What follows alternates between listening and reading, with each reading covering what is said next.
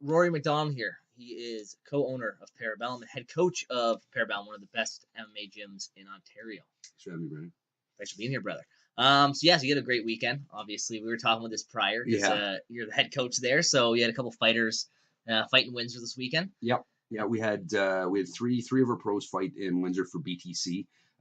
It was a great weekend. You know, the odds in MMA, if you're winning 50% of the time, that's kind of above average.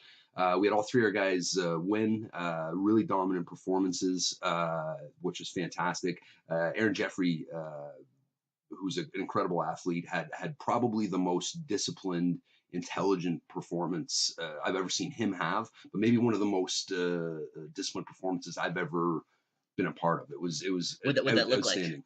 He fought a tough kid from Montreal for the middleweight title in BTC.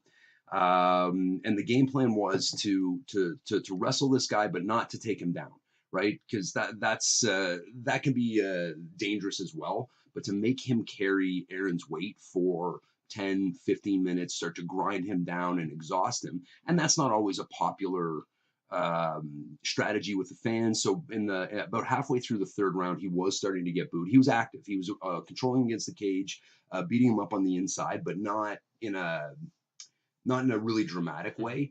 He ignored the boos, stuck with the game plan, and then in the fourth round, when this guy is exhausted and starting to break, now Aaron turns it up, starts to step back into striking range. Now the crowd loves it, right? Yeah. And ended up finishing the guy with knees, elbows, body shots, hammer fists.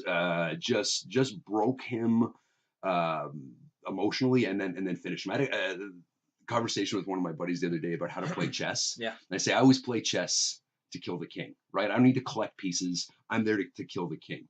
And he said, well, I like to play chess and collect all the pieces and then kill the king. And that's what Aaron did in this fight. He took all of this guy's pieces and then killed the king. It was a fantastic performance. Well, it's the way to do it, right? And you get to find what works best for you. And obviously, the fans are one thing, and you want to put on a show, but at the same time, you got to win. You do. And your livelihood. And the truth is, the fans aren't going to walk away saying, that fight was awful. They're going to say that was a crazy finish, right? They don't remember the 5 minutes of grinding that they were a little butthurt about. And so that's what really matters. You got to finish. You got to win against a name guy, and that's important. He collected a title too. Yeah, he did. Those shiny. Yeah, I saw that one. Add to the mantle. Yeah. So tell us a little about yourself from beginning the Scottish boy. Bagpipes. Where do I know we talk about that. Where do you want me to start? Martial arts career? Yeah, absolutely. Because it's always a fun transition to see how someone got into. Because you competed obviously in college wrestling and won some national championships there. So yeah, tell us a little bit about that. So I listened to Lindsay Garbutt's podcast on the way in this morning, and it's funny because I think the story is probably pretty similar for a lot of people that end up in combat sports. I did every sport that you could imagine.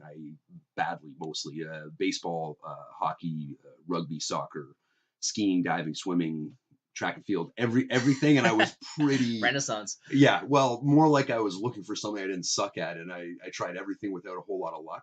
And then when I was in grade 9, I started at EC Jury, which had one of the top wrestling programs in the province. Multiple time Officer champs, maybe one of the best high school wrestling programs in the country. And so I joined the wrestling team in grade 9, and it was the first thing that I ever did that I was good at right away. Like I was beating other people at the same age, same skill. I won a medal in the first tournament I ever entered in, which was so unusual for me as an athlete that I just committed to it completely. And all the work that I'd done in these sports that I sucked at, working very, very hard to be mediocre, really paid off in a sport like wrestling, where I think you can be successful with hard work almost by itself.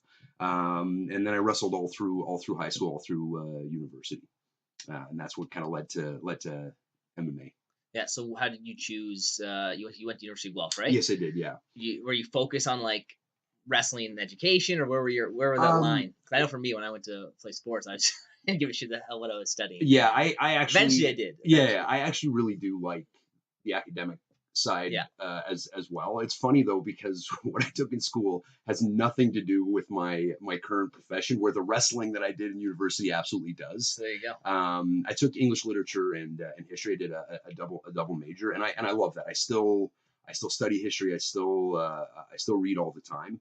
And if my career was a little less intense in terms of the amount of time that it eats up, I would love to go back to school and pursue a graduate degree in history. I find it fascinating. So it was, I cared about both. And one of the things that I've learned about my personality is that I tend to be more successful when I am busy. If I just wrestled or I just did the academic stuff, I would procrastinate and I would be unfocused. But when I have that much on the go, it really focuses me and pushes me to be better at everything else I'm doing. So the wrestling and the scholastic together, I think, made me better at both, as opposed to less focused. Yeah. And how do you structure that balance? It's like trying to balance the academic side and the athletic side. Yeah, I think some young athletes especially, they can kind of miss out on one, or they it's tough. I mean, it's very specific to the type of academics I was doing as well, because with English literature, for instance, I had a couple of semesters where I read 50 novels in a semester. Right? You have 5 courses required. That's on the syllabus. So 5 courses, 10 weeks, and 1 novel per week per class. And that's a lot. That's a heavy reading load. But at the same time, I can sit anywhere and read. Right? I can bring a novel to a wrestling tournament and read for 7 hours at a wrestling tournament, and that actually helps me. Right? It keeps me calm. So I found ways to work it into my structure, and then I can write an essay in an hour or two, and it's fine. So that made it a little easier too. It's not bad. It's not bad. Yeah.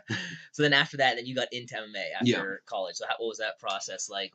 So that was interesting. And this is my journey into MMA has really impacted the way I coach, and probably the why behind why I coach. But when I was wrestling, I was near the end of my career, and I'd won a national championship, but I was never going to be an Olympic athlete. Like I would probably have trained for the rest of my life to qualify for those types of international tournaments, and then not do particularly well. How did you realize that? Just you get to a level of competition, once you're past university, you're now only competing against people that realistically can compete internationally, or people that just love the sport so much that they don't want to move on. And you see pretty quickly that there's a stark divide. And I knew I see these guys that are national champions. I trained with guys like Chris Prick, and I think you've met him at the gym. He was a Pan American medalist.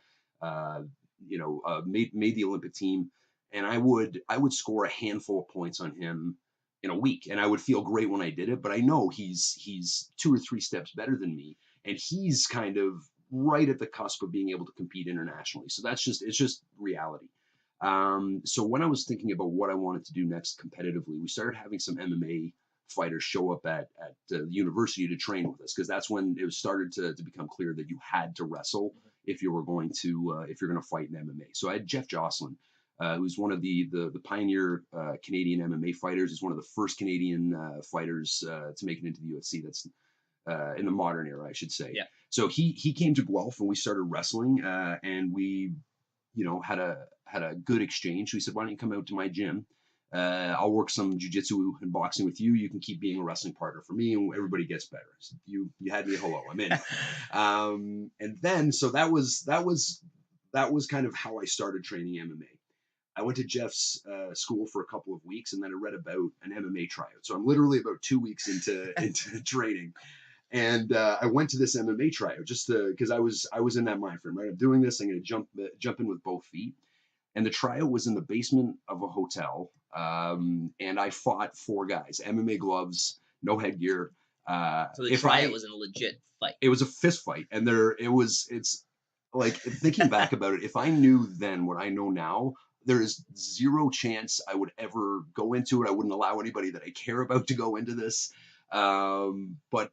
But I did, and I kind of beat up 4 guys, and then they offered me a fight contract. So I accepted a pro fight with 2 weeks training, and I fought. How was it? Did you get to take them down, beat the shit out of them, because 2 weeks of you boxing at that point? Yeah, so I had 2 weeks of formal training, but the other thing I've said to people before, sometimes I think of fighting as something maybe that you are and not something that you do. Okay. So I've been in a lot of fights since I was a little kid. I got picked on a lot because I was small and I read.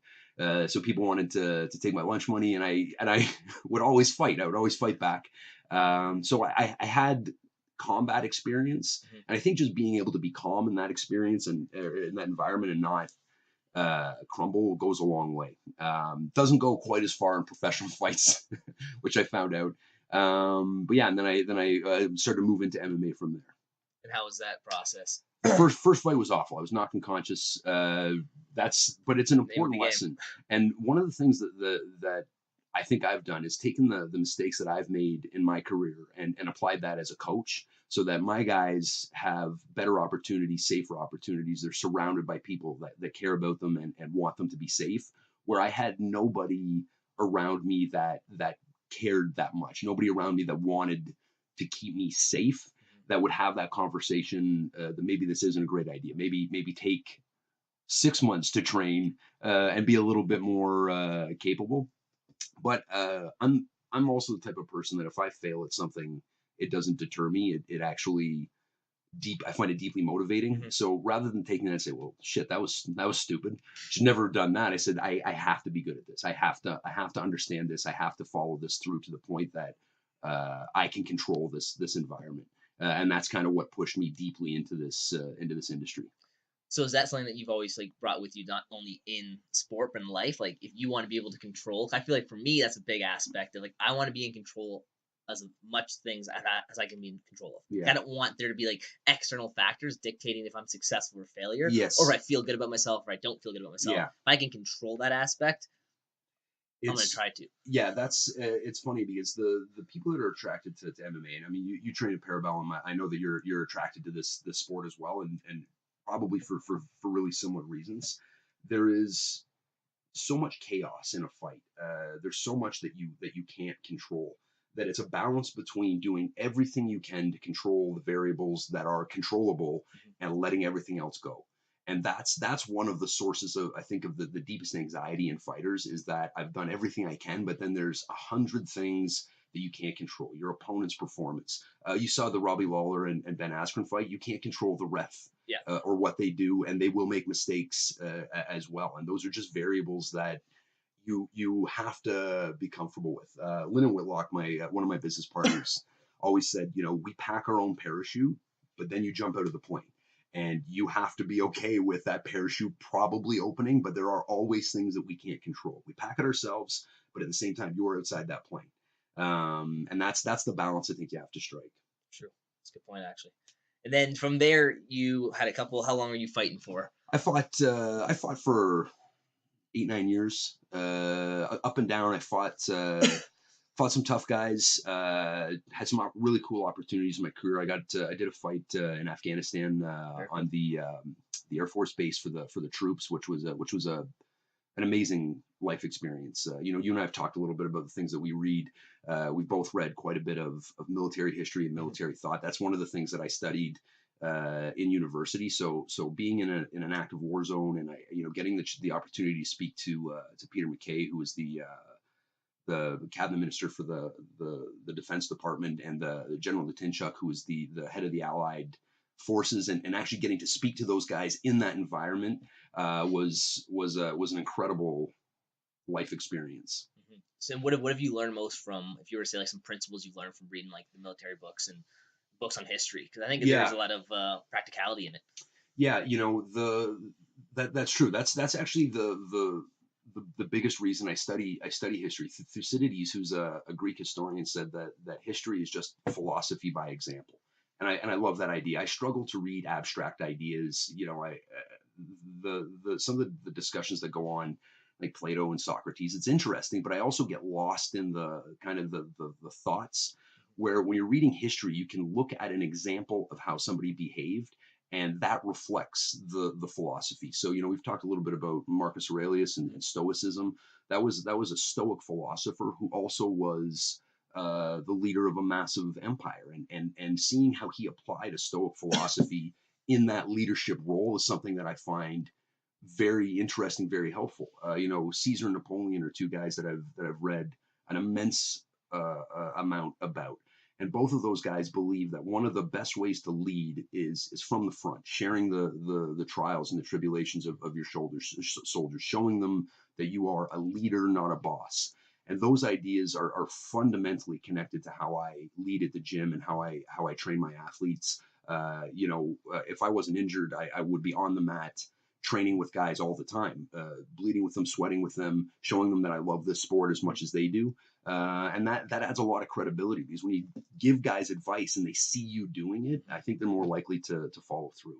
That's the odd thing. You see a lot of, even probably in the corporate world, that you don't get to see too often, is you have managers that are put in roles, but they don't really know how to lead, right? It's the idea, like, Mm, it's such a back and forth, like, I'm there to manage, so I'm going to manage people. yeah, Where a good manager is just a really good leader. I think And, so too. Yeah. and then to actually put the principles intact from successful leaders that have led people like armies, Hmm. military, it's like these are big practical things that you can apply to day-to-day life if you're in a leadership position. I feel a lot of people neglect the aspect of what a manager or leader actually is. Yeah, I think people develop an amount of technical acumen in a situation, and then think that qualifies them to lead, Hmm. which is not true. It's just not true. You could be an amazing athlete. Wayne Gretzky, Yeah. great example, amazing athlete, maybe one of the best hockey players who ever lived. He was a mediocre coach, right? Because sometimes the people that are able to execute the technical aspects of something perfectly don't have to think about how that's done, how to motivate people to do that, because it's always been fairly easy for them. So I think that's a really important point. And then you've adopted and adapted quite well to coaching now. Obviously, that's a big passion of yours. I It's what you love do. it. I Like love it. Yeah, that's your life. You it's a better lot of like it, fun. right? Yeah. So what was that transition like, going from first up opening up MMA studio, Mhm. which has been quite successful? What was that process like? Because I know it's not the easiest thing to commit to, and then It's not. I again, I was in a situation where I'm looking at my career, and let's say everything goes fantastic in a fight career. You've got a very narrow window of opportunity to earn everything you're going to earn in that industry. A fighter's career lasts, if you're extraordinarily lucky, for 10 to 12 years, right? Maybe, you have some outliers that are into 15. I know Lindsay was talking about having a 17-year career. That's crazy. And I don't know if you talked to her about any of her injuries, but there's a real toll that type of career uh, puts on your body. So I was looking at what I was going to do next. Even if I made it to the UFC, I was in a situation where I had 3 years to earn as much money as I possibly could, and that's not sustainable for the rest of your life. I love this sport. I love talking about it. I love thinking about it. I love teaching. So opening a gym seemed like a good way to continue in the sport long after the point where I could no longer compete. So I did the work. I started probably 5 years before I opened the gym. I saw a gym going out of business, so I bought all their mats for pennies on the dollar and stored it in my parents' basement. Started collecting equipment, so that eventually, when I had the opportunity, I'd already have some of the groundwork laid. perfect. Yeah, And then so you got into that, and what was that process like? I guess getting it actually up and running and yeah, starting, and it was terrifying. It was terrifying. It was one of the scariest things I've ever done. Much scarier than fighting. Much scarier than why do fighting. you say that? Because the consequences of failure in fighting are only ever going to impact me, right? If I fail and get knocked unconscious, which has happened, I'll wake up the next day dealing with the physical ramifications of that and the emotional ramifications of that. And I know the people around me care about me, but it's only ever going to be a secondary concern. Opening a business, I had my parents' support. They were willing to lend me some money to help start this. You have people that are buying into to an idea, into a gym that I mean, I had never done that before. I don't know if this is going to be successful. So Mhm. you're starting to build something, and I felt like I'm saying, trust me, this is going to be awesome. That's scary. Yeah. That's scary. The other thing, the way we opened that gym, I mean, you train in Parabellum. Yeah. It's a big space. That was the space that we had day one. So we needed like 50 to 60 members just to cover the carrying costs of that space. And I remember we took possession of the gym in November. And we opened for business kind of January 1st. And I went back to Milton, where I went to high school over the holidays that year. And I had everybody at these Christmas parties like, "This is amazing, Rory. I'm going to be there Yeah. January 1st." I had probably 50 of those conversations, right? And I went back and I told my business partner at the time, "We're going to be fine. I'm like, I feel so much better now. We're going to be totally fine. We've got all these guys coming in." And then January rolled around, and one guy, and he's still a member of the gym. One of my best friends' name's Adam Scott. I gotta call him out by name because he actually did follow through. But that's it. That was it. Out of everybody that said they were going to be there to support me, he's the guy that showed up. So Do you ever follow up with the other guys? Being like, where the fuck are you? What's the point, right? What's the point? Like you're never gonna be successful calling people out on things like that. I would always rather approach it where if I see them again, I'm like, I really missed you at the gym. I was excited to have you out. Yeah. Why don't we get you in, this week and we can do some boxing. If you start putting a negative spin on that, no, but in like a positive way. In a positive right? way. Where like, the fuck were you? In the most positive way. Grab by the shirt. The most positive. With a big smile on your face. Yeah, exactly. Then they'll come in, right? Yeah, that wouldn't scare them at all. So then what's it been like coaching? I know you are absolutely, you love it. I do. You've adopted a really good coaching style. Again, for me, it's tough to find, again, I deal with a lot of managers that try to manage. It's tough to find leaders that like to lead from the front, and they have the best intention of the athlete or the staff in mind. And it was something that was very transparent when we first came in. I remember Connor, he did a couple classes with us, and he's like, "Man, like, listen to you talk." And I think you called someone like a bitch, or like, "Don't be a bitch," or something like that. Like, not in class, but just in reference, right? And he's like, "Hey, man, that guy talks like you a bit." I was like, "Oh, that's why I like him." It's like version of myself, right? So, but it was cool just to kind of like see, because it's organic, it's authentic, and I think that's a big transferable skill set, right? When you're authentic and you're not trying to be anybody for somebody. It's like, "Hey, man, this is Rory. I'm going to adapt to different people, but like, you have a good coaching style." So, well, the other thing is, I find coaching easy because I love it. I really do love talking about the sport. I love helping people. It's legitimately, it's probably the only thing in my life that is unequivocally positive. It doesn't matter. And I legitimately, my first business partner and I parted ways. One of the most difficult things I've ever gone through. He was a good friend.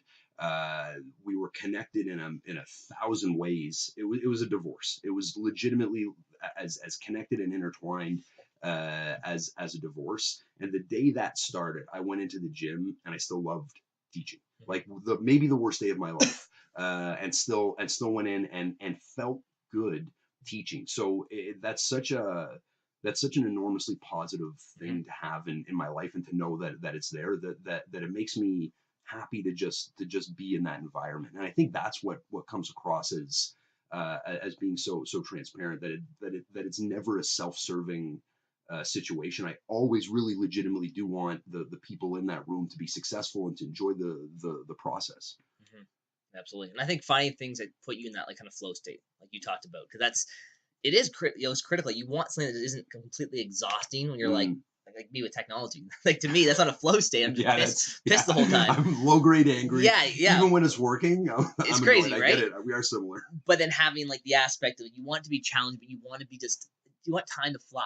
And I think for a lot of people to find that, it's difficult, but to try different avenues out, when you do find that, embrace it. Like, really dive into it. Yeah, dive into it, because it's so healthy for you. Yeah, and I find the other thing, it branches off into, you dive deeply into one subject, and it'll start to give you openings into other things. And for example, if you talk to me in university and you said, well, why don't you take some business courses? I said, are you crazy? I don't give a shit about money. That's maybe the worst thing about me as a business partner or business person. I really don't care enough about money, probably, but I'm never gonna do something for money. I'm gonna do it because I love it. And then now, as I've gotten deeper into building a business and running a business and being invested in something that I care about deeply, and providing a platform for people like you to come in and train and be successful, it makes me want to be better at business. It makes me want to study economics and how to actually build a successful, stable business, so that we do provide the most effective opportunities for our athletes. So diving deeply into something like mixed martial arts has also provided avenues to dive deeply into other subjects that never would have interested me otherwise. And I think that's critical when people live in that bubble. And I always talk about, push yourself outside the comfort zone. You just don't know. Like, change is inevitable, right? Yeah. You're going to change where I am in 5 years and you are in 5 years. We're going to have different paths, right? You're still going to be a coach, Mm-hmm. but there's going to be something else you're probably interested in that you weren't interested in today, most likely. And the idea to adapt and adopt these different strategies and find out, okay, what that avenue can provide. Because sometimes you think, like you said, you didn't know that owning a gym is going to make you want to, like, maybe study business. Yeah. You just don't know where these things are going to pull you, right? And then here you are, and we can even get into talking about the quintet. Like, that's I'm having a lot of fun with that. well, it's incredible, right? So you went, like, that's now you're really opening up the community to a different style, which is really cool. Obviously you can describe it better than I. So yeah, so quintet. This actually all started from an elbow injury.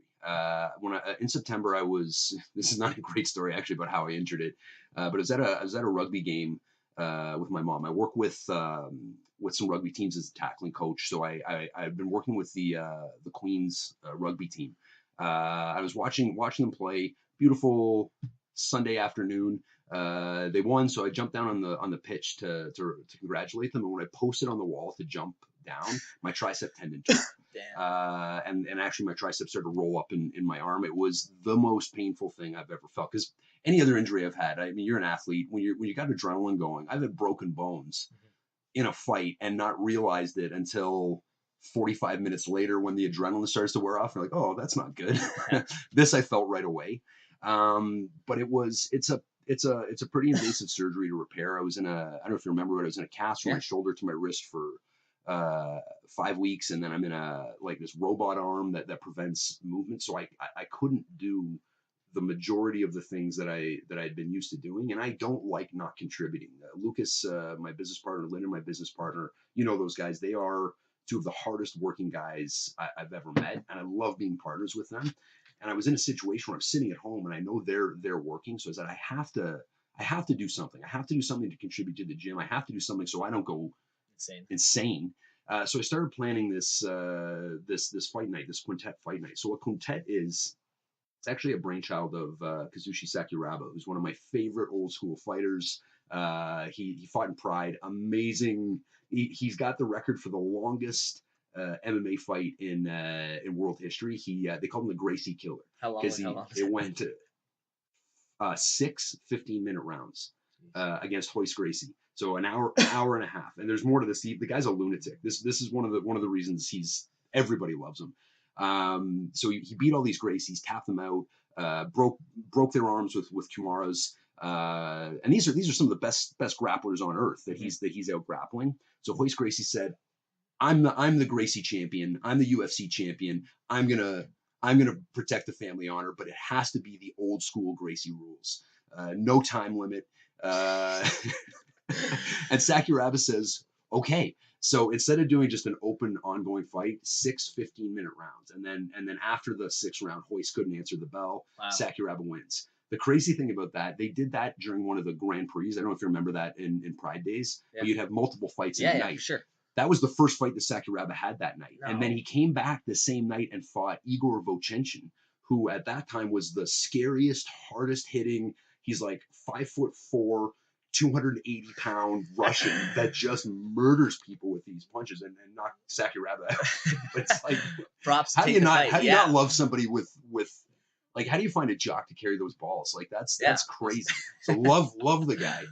So what he did is he came up with this team grappling event. It's an elimination event. So you have 2 teams of 5. There's a team weight class. So it's each individual guy, it doesn't really matter, but the team together can't weigh more than 950 pounds. And you match up against the other team. So the first 2 guys compete. Submission only, no points. If you submit your opponent, then you stay in against the next guy from the other team. If neither guy gets submitted, then both are ejected. So it eliminates. You go through both teams until one team is completely eliminated. And I love this format. I love this idea. You get some really cool matchups with style and size. It's hard to prepare for an entire team, so you get some really creative situations. And it reflects one of the things that I've always loved about martial arts. I know you've got a wrestling background. And I've talked about this in different environments, but MMA, wrestling, jiu-jitsu, combat sports in general are the most individualistic thing you'll ever do, right? You've been in those situations. I've coached you in combat sports. I'm in your corner, but you're alone standing in the middle of the mat, and it's only ever your glory and it's only ever your blame, win or lose. But that's not really reflective of the reality of the sport. 99.9% of the time that you spend training, you're in a team environment with people around you that care about you, that are there to support you, that are there to help you get better by competing with you, but also by talking about techniques and answering and asking questions. It's one of the most intense team sports I've ever done. So how do you reconcile such an individualistic sport that also has such a strong team component? And I think that what the quintet does is it brings those two things together. And that's immensely appealing to almost everybody in the sport, which is why I think that first quintet event that we ran sold out. Had a great community feel. That was one of my favorite things about it. Just walking around the room, everybody was hanging out. Really knowledgeable crowd. I love the whole process. It was a really cool experience. We even talked about how, like, I think it was the night before, you said it was almost as nerve-wracking as a fight for yourself. It was more nerve-wracking than a fight. It was like, because again with a fight, my failure only really ever reflects on me. But at this point, I've got like the gym name attached to this. I've got a bunch of people that are competing. I've got all the big jiu-jitsu gyms in Ontario kind of contributed athletes or even a team. And I don't want to let people down. I don't want to have. I never want Parabellum to have a negative connotation in somebody's mind, unless he lost to us in competition. But even then, I want that to be like, man, those guys are respectful and amazing athletes. That's kind of what I want the idea to be when you hear Parabellum. So I was stressed about putting out a quality product. Yeah, and like you said, almost like open up your business. Everyone's telling you they're gonna come. Oh God, that's You're like, fuck, man, this better be. You ever throw a party and you're like, nobody's gonna come. I got all this booze, I got all this food. I invite all these people, and I'm just going to be here by myself. And I had this idea that nobody was going to show up the night of this competition. Yeah. But it turned out the opposite, which that's how it usually happens, right? The party starts off slow, and then all of a sudden you get a few more people coming. And you're like, all right, this is finally coming to fruition, right? So, and I think sometimes that anxiety can really motivate good work. I think athletes and fighters that are anxious about a performance, the way I always solve that problem is to double down on the effort. If I'm nervous about a fight, I'm going to train harder, right? If I'm nervous about an opponent, I'm going to train twice as hard. And so I think that served me well in a business context as well. Yeah, well, it's funny. They say, like, the more prepared you are, it's like you want, because fear is going to be there, right? There's always going to be an aspect of fear, and it's not a bad thing. Like having that or having stress is a good thing, but the more prepared you are, like stress is a good thing at this point, because then you look at it completely different. And I always tell the young athletes that I coach with strength and conditioning, right, is that pressure, there's two ways to look at pressure. Obviously, like pressure, like I don't want to fuck this up. I'm going to lose. I'm going to let people down. I'm going to let myself down. And then something that Jordan Burroughs said, which obviously like one of the best Olympic wrestlers. Amazing wrestler. He looked at pressure as like he has an opportunity to do something really cool right now. And I think that was such a cool perspective shift to go from I don't want to like let people down, let myself down, to like I have the opportunity to do something great right now. And I think that's always like kind of stuck with me since I've heard that, because I'll put myself in situations that I'm like, fuck, man, like this is gonna be tough as shit. I don't know if I can get through this. But rather than looking at the challenge aspect, I was like, well, Brand, you have an opportunity to do something very few people have done, right? Take advantage of that. Like, have fun with it. Try to be in the moment. Enjoy the process, because at the end of the day, those challenges, and like very well, you come out a different person. Yeah, you do. It hardens you, and it's funny you say that. I think about the way language can impact the way we think, right? That just framing something differently can actually change our perspective. So I like studying linguistics more than I ever thought I would. That was one of the things that I picked up and started reading about it and was fascinated by it.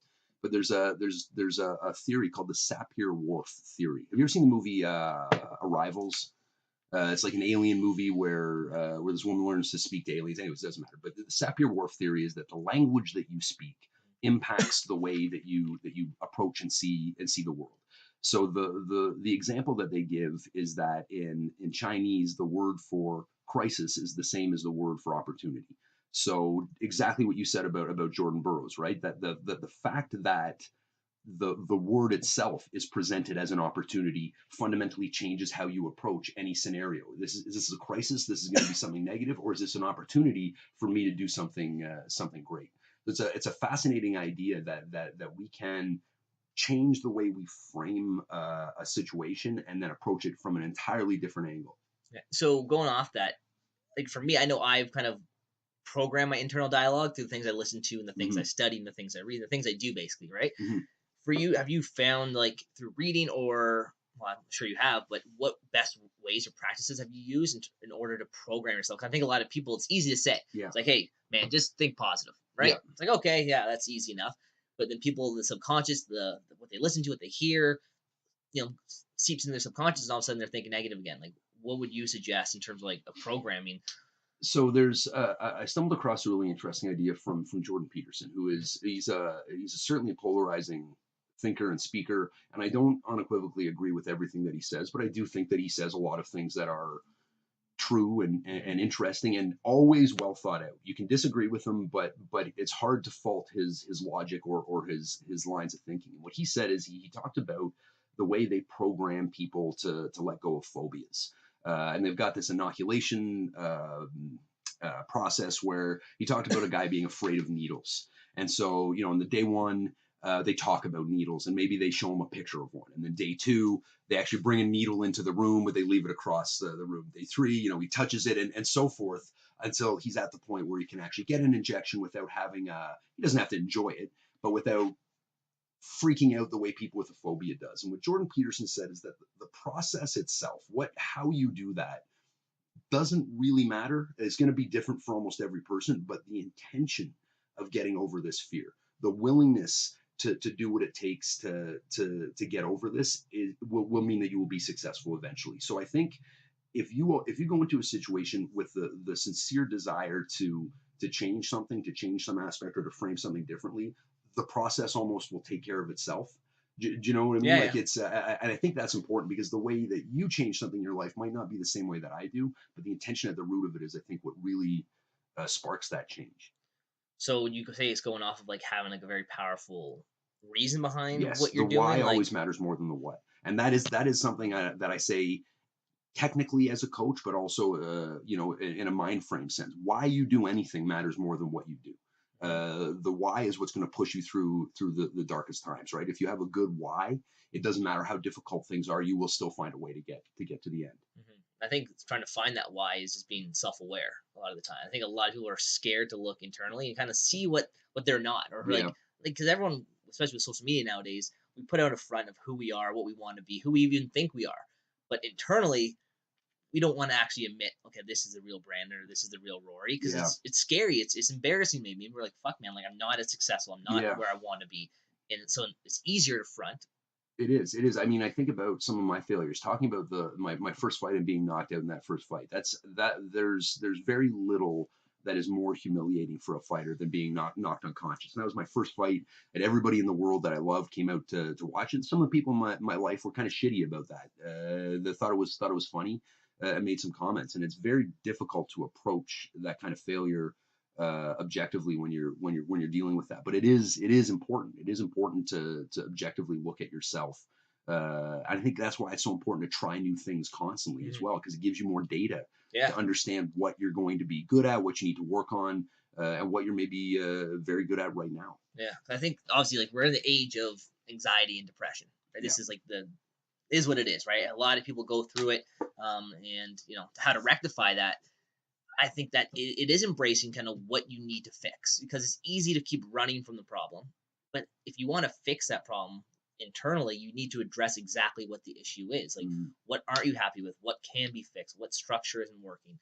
And to do that, like, you need to embrace the shitty moment of it, whether it's you putting yourself in an environment, you putting yourself into a conversation, but like figuring that out for yourself, right? So, yeah, and I think way too many people are satisfied living at a 4 or a 5 out of 10 all the time. so why do you think that is, though? So there's I read another really interesting book, one that you probably find fascinating. It was called The Undoing Project, and Okay. this is about two psychologists. They actually ended up winning a Nobel Prize economics, even though they were psychologists. They studied the science of human decision making, and the science of human bias. Really, really interesting. I read it from a coaching standpoint because when I analyze a fighter, you're very prone to confirmation bias and all sorts of problems. But one of the things that they talked about is the emotion that colors human decision. There's one emotion that colors almost every human decision, and you expect it to be like desire or love or something like that. It is a fear of regret. You know, that idea, Mm-hmm. FOMO, fear of regret, colors more decision making in human beings, and I think prevents them from doing more than almost anything else. People are not chasing pleasure; they are working to avoid discomfort. And that's the reality of the vast majority of people. So people would rather stay at a 5 than risk falling to a 2. But as you know, you've done. I mean, you're pretty amazing. You've done some pretty amazing stuff. The ultra marathons, even jumping into jiu-jitsu the way that you have to be comfortable with the idea that this is going to suck. This is really, really going to suck. You're going to drop to a 2, maybe to a 1, but then you get to a 10. Yeah. Right? Like, yes, some moments in your life are going to be a 2, but some moments are going to be a 10. And I would rather have that than be a 4 or a 5 forever. Like, I don't like that flat line. No. I think that's the way most people are.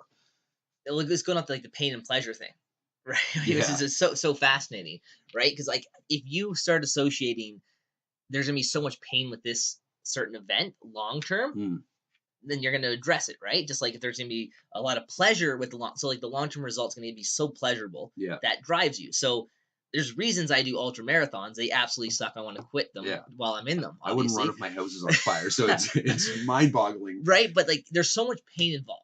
But the reason I can push through or even want to sign up for a tougher one 3 days after I wanted to quit one is the idea that there's so much pleasure waiting for me at the end. Yeah. So it's that dichotomy of, yes, there's going to be a lot of immediate pain, but the long-term pleasure is quite good. Yeah. Where if I go for something that has immediate pleasure, which is like maybe eating like shit, skipping the gym, I don't know, just doing the easy thing, the path of least resistance, there's a lot of pain to that, which is where the regret and disappointment comes in, right? Yeah. So it's just that funny balance. Like now I look for opportunities. I'm like, okay, this is going to be quite painful or uncomfortable or off the bat because I understand and I realize at the end of the tunnel, there's a lot of light there. There's a lot of light that waiting.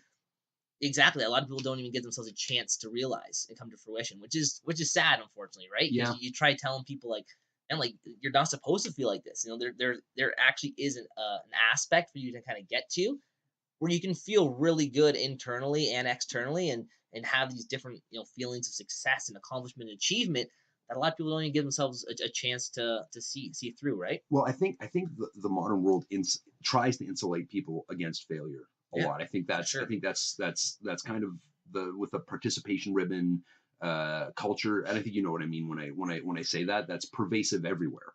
I think that insulation against failure means that people don't experience it often enough to understand how necessary it is to be successful. They don't experience it enough to realize that a failure isn't going to kill you. You know, losing a fight, losing a major situation isn't going to damage you irrevocably. It's going to provide opportunities to grow and succeed even more down the road. My biggest successes in my life have always come from my biggest failures. It's always been that pendulum swing from one to the other. And so I actually advocate for you've heard me say that in the gym. I think failure is where we get better. Yeah, it's funny. I've talked to a lot of people that have done jiu-jitsu and like maybe they've taken 5 years off and they got back into the swing things. It's basically across the board. They always come back to saying, "Damn, I wish I stayed with it." Yeah. Right? Like, of course you did, man. Because you're like, "Oh man, I could be like a purple belt skill level right now," and it's like, yeah, you could have, but you would have had to endure a lot of pain. It's not like you're there for 5 years and then you get a purple belt. It's like, no, man, get the shit kicked out of you. Exactly. Like, there's a process to it. Like, it's easy to say, "I wish I stuck with it." Of course, and you're like, you know, I wish I went to medical school, maybe. I don't know, but I don't want to go through that shit, right? It's not worth it to me. So you got to do that balance of like, well, is it worth it? And do I want to feel it? And I do the 5-year audit all the time for myself. I'm like 5 years from now, which again, I'll be 34. Where do I want to be? Like, what do I want my life to look like? Yeah. And just chase that. Like, what does that person right now have to look like in order to get me there in 5 years? You know, where if we live day by day, I'm like, today's not too bad. Today, but it's like, it's not about Decisions today. get made for you, right? The Yeah. success will only ever be coincidental, and choices get made for you if you're not. And having a 5-year plan, I've had 5-year This is a plans. blurry 5-year It plan. it Mind always you. is, and the where I've ended up has never looked exactly like what I envisioned, but it's always been better in Yeah. some ways. I'm a few years older than you. I think every year into my 30s has been the best year of my life, which is really cool. And it's the things that I'm finding pleasure from and the things that I'm finding success in are not necessarily what I expected to be successful in like 5 years ago, but I did have a plan, and I think it's built towards surprising success, which is cool. And that's actually funny that you say that. How like every year keeps getting better. And you're like, it's not a coincidence, Yeah, right? I guess. Like it isn't. Like it's the habits and the choices that you're Yeah. making day to day are just allowing more opportunities to blossom. And from there, you have more choice. And you have more choices, more freedom. You have more freedom, more autonomy, and more autonomy. Typically, At least more happiness. more Yeah. happiness, right? Like it all kind of coincides. So it's just funny how that kind of works out. Where you're like, oh, I didn't expect this year to be this good. But it's like, why wouldn't it be? You're taking care of your body, taking care of your mind. Good things are going to come from it. Like you have a head on your shoulders. Like you're not an idiot about it. So it's just funny how I think a lot of people don't take the time to really digest. Hey, like what are the habits? I'm all about the compound effect, right? Whether it's finances, like hey man, there's gonna be compound interest to what I put in today. Maybe 50 years from now, it's gonna come to this. It's the same thing with our body and mind. Like if you show me your habits today, I'm gonna tell you where you're gonna be 5 years from now. Like Yeah. there's no hiding that, Yeah. right? And then there's not the aspect of well, 5 years from now, I don't care where I am. It's like, well, you would care if you're not thinking Yeah. like you're horribly out of shape and that it's tough to breathe and it's tough to do this and you're missing out on you're running with your kids, like all these little things, like you're not Yeah. taking into account where it's very easy to look in the moment, like today's today. Yeah. Whatever. It doesn't matter. It won't make a difference. Yeah. But it does. Oh, big time. So going off, I was listening to something with athletes and social media today. How David Stern was saying, or whatever, it's something Silver now, whatever the CEO's name is. So he was basically saying how a lot of the young NBA players nowadays, he finds that most of them making millions of dollars are very unhappy due to the fact that most of them are kind of on social media, and that's a big indicator of their happiness, like how much of an influence they are dictates their happiness. So going off that, how do you feel about like your athletes or just athletes in general or kids in general with like social media and how to balance that aspect? I think social media can be extremely damaging. We did a little exercise a few months ago where at the gym, myself, Lucas, Linden, and the gym social media for a week, instead of focusing on all the good stuff, right? Because that's all we ever talk about is these huge wins, these great things that are happening. But that's not reality. The most successful person on earth fails more than anybody else probably. So we just focused on the negative things, the things that we weren't as proud of. Lyndon and I both posted about fights that we had lost, and I think it was a really useful exercise. I've also read, sometimes the idea that what the people that put the most good stuff out on social media are actually trying to make up for some of the worst things in their life. So when you look at somebody's social media and you compare yourselves to this curated version of their life, I don't think that leads to happiness for anybody, because the person putting it out there is trying to make up for some misery in their own life probably, and you see that and assume that they're just living this dream life and that they don't suffer from any of the problems that you do, and I think that makes you miserable. For sure. So I try to take social media with a grain of salt all the time. I put stuff out there. I use it as a means to promote the gym, but that's about as far as I go with it. So I guess it's finding how to balance the. It is, and with the other thing you mentioned about these athletes that have millions of dollars that still aren't happy. I think that's a deeply problematic way to approach success, right? I think money is important as a tool, but if you look at a happiness quotient, at a certain point, they're actually, I read a study where they said at about $70,000 or $80,000 a year, more money doesn't make you happier, right? At that point, you have all the opportunities that you need to do the things that will make you happy. So more money won't make you happier, and I think people use it as a substitute for happiness. I think if I have 10 times this amount of money, I'll be 10 times happier, and that's not true. That's just not true. So if you're not paying attention to to what you need to be fulfilled as a person. So like Maslow's hierarchy of needs, right? It's the fulfillment of yourself should be the ultimate goal of anybody, not accumulating the most possessions or money. Yeah, I mean, even knowing thyself, I think, is very powerful. Because my dad said at one time, I don't know what I was doing, but I think I was doing some crazy bike ride or something like that, and it's got me thinking because a lot of the times when I'm doing something, I'm just chasing like an extreme challenge, Hmm. and I remember not taking the time to digest. Okay, why am I doing this again? Because I remember there's moments where I'm like, oh, what the fuck? I don't want to, you know what I mean? Like I was like, I'm not. I don't know what I'm really getting out of it. Am I doing? Yeah. Am I doing this for me right now? Am I doing this for Yeah. someone else? Because like, I think it was during ultra marathon where I'm like, am I just doing ultra marathons because like it looks sick? But then I took the time, like, no, like I really do like challenge myself, and I was like, you know what? Like then I'm just want to, because like I got to balance the social media where I got to promote my brand, Yeah. but like I don't like doing that shit. I'm like, I just want to do me, chill out, do my stuff. But I'm like, well, to be seen and get opportunities, I got to promote and I got to do it right, and Yeah. I got to showcase it. So it's like that balance where like I had to take the time, like, okay, so why am I really doing this again? Right? It's not just to do cool shit. So people are like, oh, brand does cool shit. It's like, no, well, I want to chase, freedom and autonomy, and I want to dictate what I do. It's part of a business idea that you're building, not just for attention's sake. Yeah, and trying to figure out, okay, what exactly am I doing? Why am I doing it? It was very powerful because it was like just like it was a meditative type state for me Yep. to take the time to kind of digest. Okay, what am I really going after? Like, how much money do I actually want, need, that kind of stuff. And Yep. we talked about that. Like, yeah, you're right. Like trying to chase more money.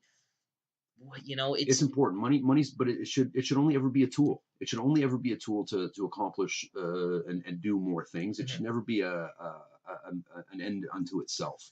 And I mean, what you're saying is exactly my philosophy. That why you do something matters more than what you're doing. Right? Why you do an ultra marathon matters more than if you're base jumping, or there's a ton of extreme things that you could do. And if you understand the why behind it, I think it makes it more meaningful. Yeah. If you don't understand the why, you're just doing shit. You're just doing shit to get like a dog likes, chasing right? chasing his tail. Yeah. Right? You're like, oh, this is gonna make me happy. Or me doing another crazier, because I even thought, I'm like, maybe one day I'll try to climb Mount Everest, right? And like, obviously, if you fucking watch something, you're like, all right, man, I'll do this when I get 40K, right? Fuck that, right? But and then I'm like, why do I even want to? And I always do. I always now I go back to that same question, like, know thyself. I'm like, okay, so like, why would I want to climb Mount Everest? Like, is it for me? Yeah. Like, or is it just like, I want to do something fucking cool? Like, why am I really, So it's I think it's super powerful to understand that aspect of what you're going after in life. And yeah. And as a coach, I deal fighters and fighting in general is a complex thing. There's a lot of identity tied up in somebody's ability to fight. That even men, that I shouldn't narrow it to just men, but people that aren't in the fight world still have these fantasies about fighting, and like somebody cuts them off in traffic, and in their mind, I'm going to knock this guy out. Where do you get the balls to think that you could possibly do that? You don't go into a golf course and assume that you're going to have a 400-yard drive if you've never swung a golf club before. So there's a lot more that goes into why people fight, what they want to seem like they are rather than what they actually are, and that's complex to deal with as a coach, because I will not talk somebody into being a fighter. I will not have a conversation with somebody where I say, listen, I think you're good at this. I think you should try to be a fighter. If they're not self-motivated, do anything else. Do any other sport. Go play volleyball or soccer or something that will not damage you as a human being if you fail at it. Because I think people do it for social media. I think people do it so that they can say that they're a fighter. Don't do it for that reason. Right? If you can't imagine doing anything else, if this is the thing that when you wake up in the morning, you want to be on the mat, you want to be getting better, you want to figure these problems out, then do it. If you would fight for free, I will coach you forever, and you will make money doing it. But if you're not that passionate, I think it's way too dangerous a sport. People don't examine the why enough in my industry. Have you had those conversations before with, like, you've noticed someone that, like, maybe was doing it for the wrong reasons, right? Where you could tell and kind of. Yeah, the conversations with those types of athletes are always geared more around the reality of the training and the reality of our expectations about what that athlete does. I mentioned Aaron Jeffrey. That guy embodies a lot of what I respect in the sport and what I look for in an athlete. That guy wants to train 8 hours a day. and he will find a way to be in the gym for that amount of time. There's this cliche in fighting where a coach says, we got to lock this guy out of the gym. We actually have to lock him out of the gym, and sometimes when we do that, he goes to another gym to train at because he's a lunatic. But that's the type of passion and dedication that will make you successful in the sport. That's the type of passion that I want as a coach. You don't need that to train in martial arts, but I think you need that to put yourself in harm's way as a fighter in a real competition. Mm-hmm. What kind of principles do you think from being like an athlete? 'Cause I look for athletes to usually partner up with, whether it's in business or just connect with. 'Cause I feel like there's a lot of transferable skills from an athlete perspective into business, into real life, whether it's like perseverance or just work ethic or whatever it is, that you've realized from being around athletes and being an athlete yourself that's like transferred over well. The most pertinent one is the idea that when you're anxious about something, you work harder, right? When you want something, you work harder.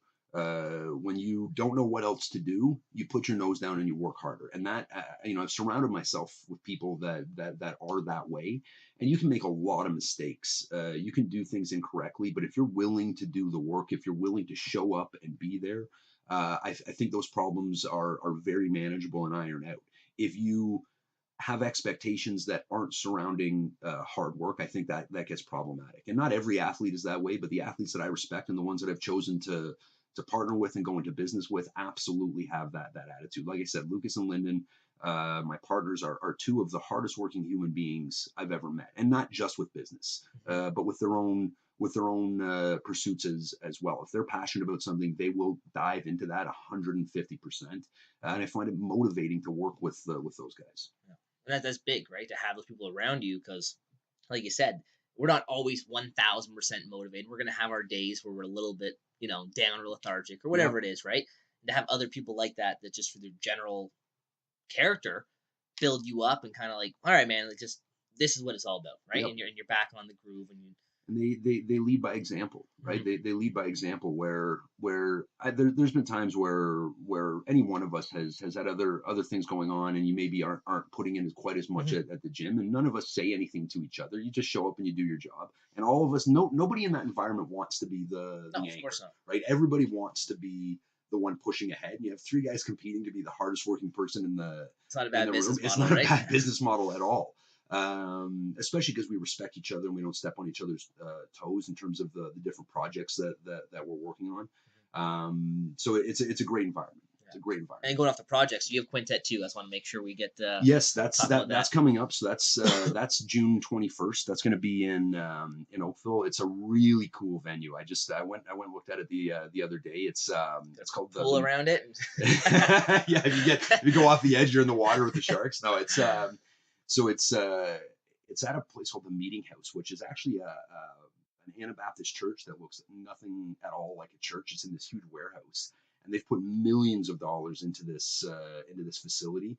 They live stream all their services. They've got crazy lights, and it's amazing. So the optics of this should look really, really good. We've got two teams competing in a brown and black belt matchup. It's going to be Nova União, Canada, which has multiple black belt world champions, really, really tough guys, and then 10th Planet Montreal. And for your listeners that don't know about 10th Planet, that's Eddie Bravo's school. Eddie Bravo is one of Joe Rogan's. He's regularly on the Joe Rogan podcast. He's a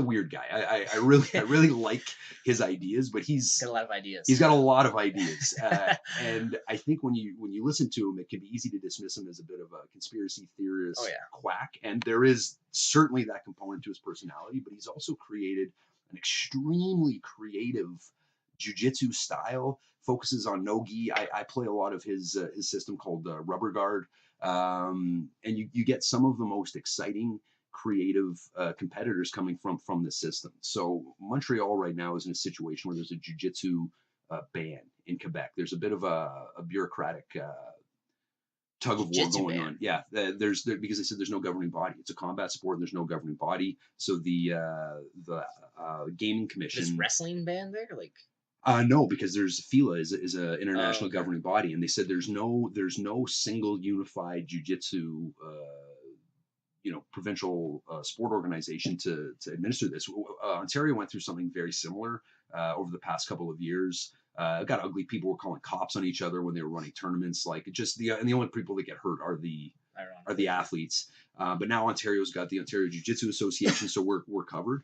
But Quebec still can't compete. So 10th Planet Montreal was ecstatic at the idea of coming down and having this opportunity to compete against a great team. So Nova União versus 10th Planet Montreal is our main event. And then we've got another quintet matchup between Body of Four and Straight Blast Gym Niagara. We're going to do two quintet matchups. The co-main is going to be a purple belt level match. They've got some great competitors. Should be really interesting. And then the card itself, black belts. We've got some of the top MMA athletes in the country. I believe some of the pound for pound best on earth are going to be competing in this no-gi submission only grappling. So it should be really cool. What names we got? Josh Hill is going to be going up against Graham Peckham. Gentleman Josh Hill. I would put him top 5 in the world. I think that's not. So what do you think he's missing right now to get that crack to the UFC or something like that for a big organization? Josh, what he needs, unfortunately, he was on the Ultimate Fighter, and for whatever reason on that show he got a reputation as being a wrestler, somebody that like Ben Askren style, that's a bit of a grinder, which isn't really fair. Josh throws, he's got knockouts, he's got a lot of great finishes, but he developed that reputation. And so to get past that, he needs to get some exciting finishes. He's got a big fight coming up against Jesse Arnett, who again, I think those are probably the top 2 bantamweights in Canada. And I think the winner of that fight certainly is on the UFC radar. So hopefully he gets that opportunity, and the opportunity that we want is to fight the best guys on earth, right? Like that's what's interesting. Whether that's in one FC in Asia or UFC or whatever, but just the opportunity to fight the best. We've got Lynn Whitlock is going to be doing. He's my business partner, but he's going to be doing a match. We've got some. I'm really excited about this one. I want. We've got a lot of women trained at the gym, and I would say probably an unusually high number of women. It tends to be a couple of girls at every gym. We've got 10, 15 women that train regularly at the gym, and I wanted to provide examples for them of what to look up to, like elite level women grapplers that they can watch, admire, study, start to emulate. That's important. As an athlete, having heroes is deeply motivating. Wolverine and stuff. Wolverine's my hero as well. I wish that's the superpower that I would want if Ideally. I could have any.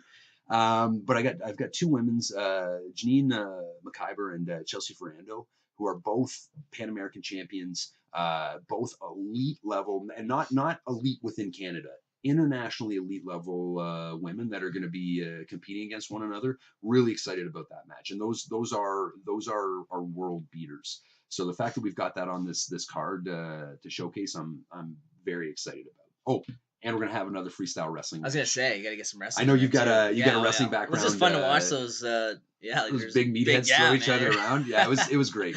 It was great. I'm gonna again, for listeners, I wrestled, you wrestled.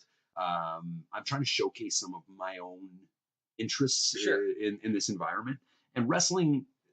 It's unfortunate because you could be one of the best athletes on the face of the earth, and I think wrestling is maybe the hardest. It's the hardest sport I've ever done. I can't compare it to an ultra marathon, but it's harder than jiu-jitsu and it's harder than MMA in terms of exertion. Like you even talk about competing. Like when I just went to university, like you're competing against guys. Like it's almost like you want to play hockey, you're going right to the OHL. Yeah. And it was literally like that. Like you're getting thrown into the mix against phenomenal athletes. There's no skill divisions. So your first match. So one of our girls on her team, Jasmine, she went into a wrestling tournament. Her first match was against a national champion. Ever, not her first match in the tournament, the first match she ever had in wrestling. It's crazy. It's insane. And that happened. So I want to showcase that a little bit. So we had 2 national champions on the last one. We're going to try and do the same thing again, and show off some interesting takedowns. Because I think jiu-jitsu and wrestling, it's a no-brainer to put those together. And there's still this. intellectual divide between the two sports. I'm trying to bring those two What worlds you together. see, right? It's funny when like you go in as a wrestler and you go get jiu-jitsu guys. I even I ran into the guy that I was in the tournament with a few months ago, and he saw one of my matches where me and this one guy were kind of going pretty hard with each other. It kind of got into like almost like a slap fest or something like that. Yeah. And he went up to his coach afterwards. He told me afterwards, he's like, I don't want to fucking do this. like this is a guy who did really well in the tournament, but it's just funny because like I had no idea, but like a lot of the jiu-jitsu guys, like it's technique, it's a finesse thing. Where for me, like kind of being a meathead wrestler, it's like, all right, man, let's just butt some heads and let's see who's tougher type thing, right? At that level, at least. And that's all I knew at the time. Well, you know enough for some, but the two quotes that I think compare the go with jiu-jitsu, they say you gotta flow with the go, right? Like you gotta flow with the go, and it's this easy flow chart idea where you're moving through these range of attacks. And then wrestling, Chael Sonnen talked about a double leg. He said double leg 101, you change levels and run. And it's like it's not as wrestlers are more willing to be gritty to win, where jiu-jitsu guys always want to be slick to win. And there's value in both. There's an immense amount of value in both. I think the best case scenario is where you have the blood in your teeth, but you're also slick. Like you can be either. And I think it's easier to learn how to be slick than it is to learn how to be gritty, which is one of the reasons that, I mean, the way we train at Parabellum, I think edges more towards, I put you guys in positions training wise where you have to be gritty. We do those grind matches. We do those King of the Mat matches where you might be on the mat for 15, 20 minutes against fresh people that are trying to beat you. I think that creates a mental toughness and a grittiness that does scare people in tournaments. For sure. Your willingness to commit and to your drive to win is intimidating. Yeah. I love it. You don't want to look across a guy or look across the mat and see a guy who just like ain't gonna stop. Yeah, like it's scary, man. You know, you're like, all right, I watched man, like, I watched your this. double legs in that tournament that started at one end of the mat and then like 30 feet. Jeez, sorry. Just leave them I'm smashing stuff. This is cool. Aquaman. The beauty. That's a good one. Yeah, but you know, it's just funny the balance of the two. But you're right. That's what makes it so beautiful when you start taking these aspects and molding it into one, and kind of, you know, you can use both skill sets and, you know, see what comes out victorious, right? It's best case scenario. Yeah. Okay, man. So this has been great. Where can people find you, follow you, and where they can obviously check you out too, gym wise? Yeah, of course. Gym is Parabellum MMA here in Oakville. We're on Instagram, Facebook, at Parabellum MMA. My handle on Instagram is at Snoop Roar. Sorry, I always meant to ask, what's the Snoop? So in university, I moved into, there was like a wrestler house, and one of the older guys on the team, his name was Red. I'm still one of my closest friends.